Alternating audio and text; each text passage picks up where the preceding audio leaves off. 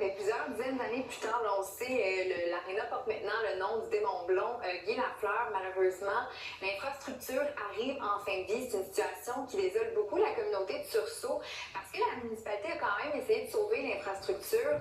Elle avait déposé un projet de centre multifonctionnel qui était évalué à 28 millions de dollars. Le but, c'était vraiment de venir construire un centre multifonctionnel pour la communauté, mais aussi les municipalités avoisinantes.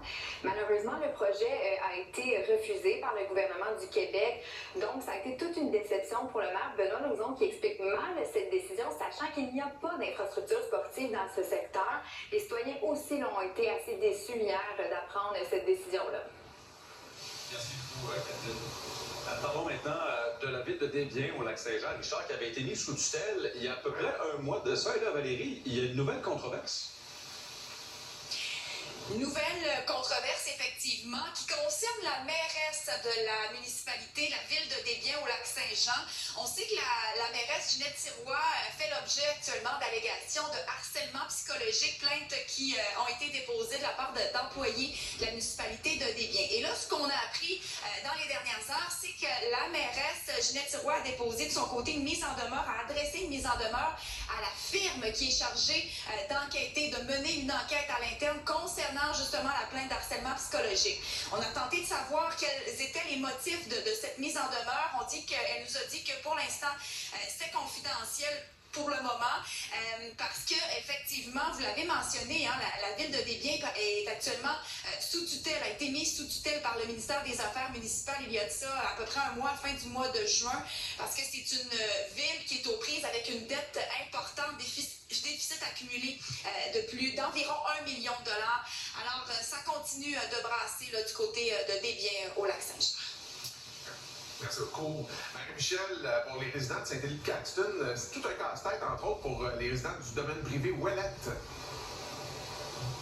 Oui, effectivement, pour faire un peu le topo de ce domaine privé, c'est que le propriétaire étant décédé, c'est lui qui assurait l'entretien du domaine. Maintenant, c'est un syndic de faillite qui a repris les rênes depuis. Et depuis, on a rencontré justement deux résidentes de l'endroit qui, elles, voient leur compte de taxes augmenter pour deux terrains d'année en année. En 2022, ça coûtait 775 $.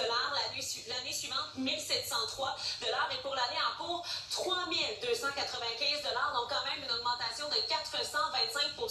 Et tout ça, eh bien, c'est pas relié aux taxes, c'est vraiment relié au fait qu'ils sont privés.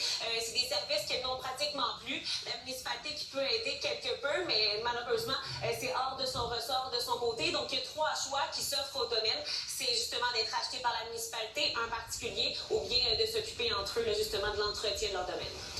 Merci Marie-Michel. On s'en va dans l'Est du Québec maintenant. On parle particulièrement de la Côte-Nord, où Juliette, il y a des résidents là-bas qui ont reçu toute une visite.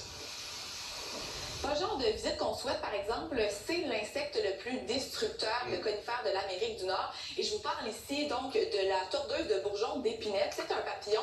Vous allez le voir sur les images qui sont d'ailleurs assez impressionnantes. Ils étaient là des milliers réunis hier à Forestville. Je dirais que même à certains endroits, surtout près des restaurants, mais ils couvraient complètement le sol, tellement ils étaient nombreux. On nous dit que c'est un phénomène qui est naturel, donc c'est normal de les voir à ce temps-ci de l'année. Je vous rassure également, ils ne vont pas rester sur place définitivement. Ils devraient quitter au cours des prochaines semaines. Et on nous dit également qu'à ce jour, là, ce sont 10 millions d'hectares au Québec qui ont été touchés, affectés par cet insecte. Alors voilà, il faudra faire encore preuve d'un petit peu de patience avant de pouvoir s'en débarrasser complètement.